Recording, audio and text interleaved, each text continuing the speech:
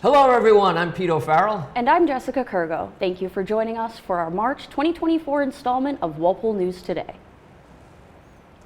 A proposal for the MBTA Communities Law is ready to go before the 2024 Springtown meeting. Town officials have been working to initiate compliance with the mandate and inform residents of the proposed changes. Town meeting will vote on the new zoning overlay district on Monday, May 6th in the Walpole High School auditorium. Here's more on that story. Article 13 on the 2024 Springtown meeting warrant responds to a state-mandated zoning change designed to foster the development of multifamily housing in areas accessible to public transportation. The Spring 2024 Town Meeting booklet states that the approval of Article 13 would modify zoning to allow multifamily housing as a permitted use by right in designated districts, aligning with efforts by other communities in the MBTA service area that have faced similar mandates. In a series of public forums, Director of Community and Economic Development Patrick Deschaines described Walpole's proposed MBTA Communities Overlay District. A public hearing was held at the April 4th Planning Board meeting, during which a number of residents expressed concerns with the statute's potential impact on Walpole. I have a hard time getting through town every morning, and I see more construction. And it's a burden on the schools, it's a burden on the water supply. I'm not an expert, but it seems to me like we're building at a crazy rate in this town. MBTA Steering Committee member Ed Forsberg spoke to the committee's effort to comply with the state law while taking into consideration residents' concerns for increasing development in the town. We did what we were directed to do. We were told that we had to be within the half-mile radius of the train station. We had to have 50 acres, and we had to come up with 1,506 units. We tried to protect the abutters with the outer core and the blue, where we only limited it to 2 stories.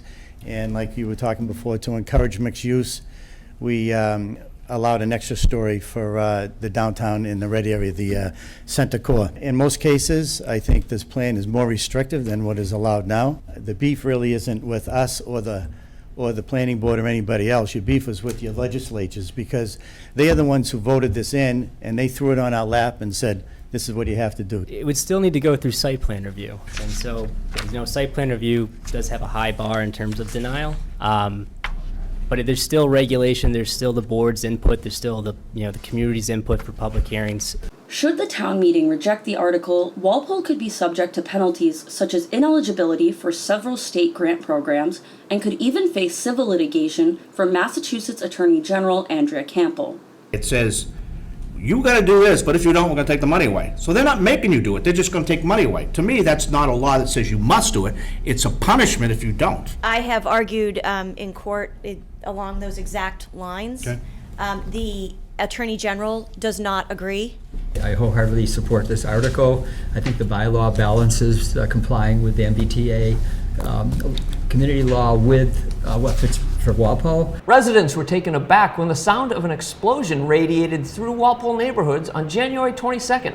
At the March 26th Select Board meeting, Chief Kelleher explained what was a controlled detonation that took place after the department was made aware of suspicious materials left unattended.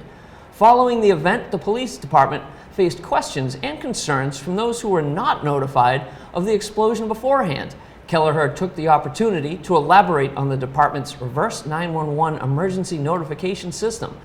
When a box containing a number of items that appeared to be fireworks was turned into the Walpole Police, a specialized team of officers from the Massachusetts State Police Department arrived on site to oversee the disposal of potentially dangerous explosives. The detonation produced an alarming noise for residents who were either confused by the police department's reverse 911 notification or who did not receive the notification at all. At the March 26th Select Board meeting, Chief Kelleher addressed the situation and the department's response.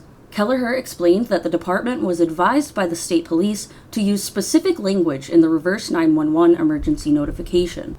That language was intended to quell public intrigue, thereby limiting the arrival of curious onlookers. We did catch a little bit of heat about how that message was relayed to the community about what was going on and what happened. I'll basically just explain real quickly is that we had kind of taken the advice of the State Police Bomb Squad and used certain verbiage that they had experienced as being successful, which limited the amount of people that would come to the site where the detonation was occurring. Walpole's reverse 911 feature sends a recorded call from the town of Walpole or the Walpole Fire, Police, Health, or Public Works departments to residents. The system is capable of contacting residents through a listed home, cell, or business phone number, as well as an email address. From what I heard, that was the main driver, is people weren't even signed up for it. I did also notice that when the call came up on my phone, if I recall correctly, I think I do, it was a 508 number. It didn't say, like, I don't know, emergency call or whatever, right? So it's like, oh, I don't know who this is, I'm not going to answer it. The chief assured select board members that the department has learned from the situation and is working to improve the emergency notification process and inform more residents about the system. Residents are advised to opt into the system on the town's website or contact the police department with any questions. The police department would also like to remind community members not to touch suspicious material, but to instead report their findings to the police. The Select Board voted unanimously to approve agreements with two external parties, the Education Cooperative and the Bi-County Collaborative, to lease the Johnson Middle School building following the completion of the new combined middle school. Here's more from that meeting. When construction of a new combined middle school building began in Walpole, questions arose regarding the use of a soon-to-be vacant Johnson Middle School building. We've had quite a few discussions, I think, over the last years of what can we possibly do with this building. Having these programs move in and bring revenue in, I think is really wonderful news. After over a year of planning with the town administration and the school superintendent's office, town officials have reached a lease agreement with a nonprofit organization called the Education Cooperative and a multi-purpose educational collaborative called the Bi-County Collaborative. So the space will be a shared space where tech will have the bottom floor and BICO the first two floors. A 2022 study conducted by Compass Project Management included a facility assessment and estimated costs for pursuing various options. The study focused on 3 potential uses for the 56-year-old building, including converting a portion of the building into a recreation area, moving the Feeney preschool to the building, or complete demolition of the building to suit alternative development options. I've been concerned about what we're going to do with that middle school, the Johnson Middle School, for quite a while. And this is just such a great outcome because it's a school and it's going to be used as a school, plus the town gets to continue to use it. We are truly grateful for all of the effort that went into making this happen because a portion of the revenue will support the school department for at least the next 10 years and potentially longer. So that's really something. In a statement made by Select Board member Ben Barrett, the agreement requires minimal town investment while generating revenue and provides improved space to these important entities in the community. A site plan application for the development of a mixed-use apartment complex on West and Spring Street is receiving pushback from some Walpole residents. A public hearing for the proposal was held at the April 4th Planning Board meeting. Here is more from that hearing. The proposed construction is to construct a mixed-use commercial development with residential units on the upper floors, coupled with driveways, parking spaces, stormwater management, and landscaping. It falls entirely within the Central Business District, or CBD. The design of the retail and residential spaces, including the height, mass, setbacks, and style, are consistent with the current character of the area and the other residential dwellings along West and Old West Streets. So planning board's strictly bound by the rules and regs. You know, it's not a subjective board, our opinion means little, but I'm struggling with this one a lot. The purpose and objective are to lessen congestion. I don't think this does that. To prevent overcrowding of land, I don't think this does that. To avoid undue concentration of population, it certainly doesn't do that. If you got retail space, this many retail spaces as you're showing here, they need a place to unload their merchandise. The one spot you showed, I think, is that's right in front of the dumpster. That's hardly going to be useful. I live near Union and West and see all the delivery trucks on West Street.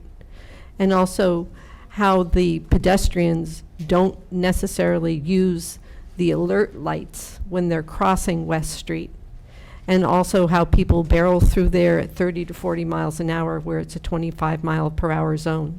With the number of people living there and then the limited amount of parking spots, what happens when people have guests over?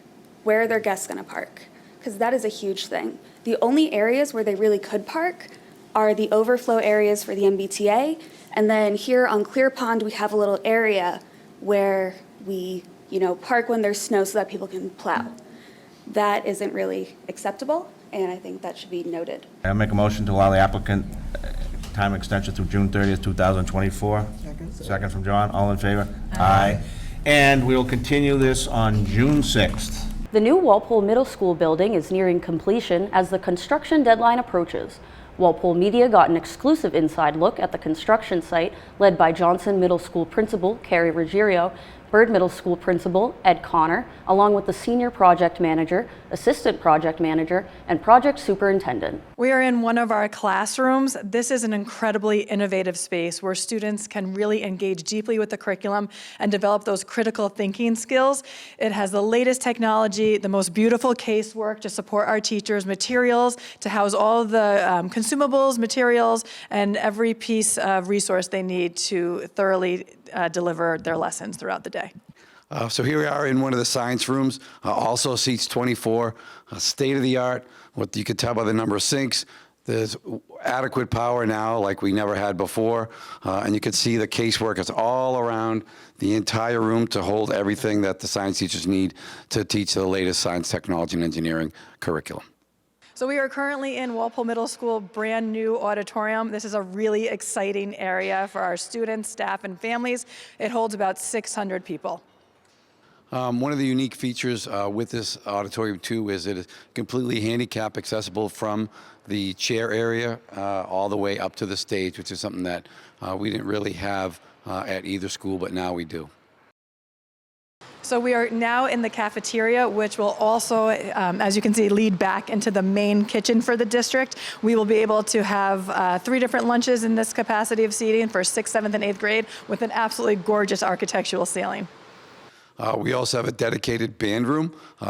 It's really big, has a few practice rooms, 2 different offices for the band and orchestra teachers, and a lot of storage for all the musical instruments that you can see here. They vary in size and shape to fit every single instrument that the kids play. We are currently in the gym, or over on my right. The bleachers will hold 230 people to watch different sporting events. This is a unique space where we can have our students really engage in their physical activities and really a space to help support their health and wellness journey. The media space is a dynamic environment for our students to really collaborate together in a creative way to really use the multimedia resources that are available to them. Once the building is down, you'll be able to see gorgeous views over the fields. The Friends of St. Patrick hosted their annual St. Patrick's Day Parade and Luncheon on Friday, March 15th. This year's Person of the Year award was given to 2 Walpole residents, Tony and Barbara LaRusso. The LaRussos were recognized for their dedication to senior housing in Walpole and their advocacy for those diagnosed with cancer and their families. Here's more from the St. Patrick's Day celebration. Barbara's family, of course, you know, was from Lithuania. My family came from Italy. But today we're all Irish.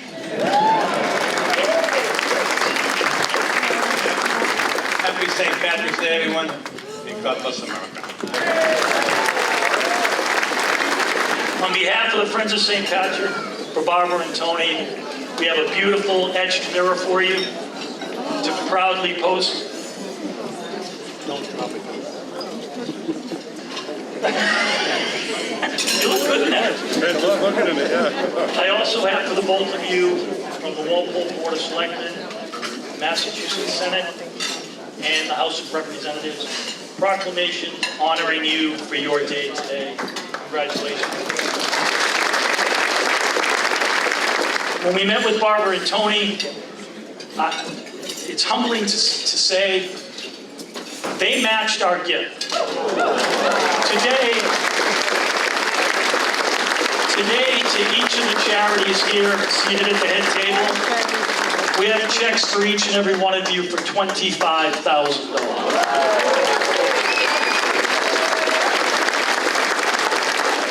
The co-founders of the local nonprofit organization Be Inclusive were recognized as Community All-Stars by the Boston Bruins and the Massachusetts State Lottery.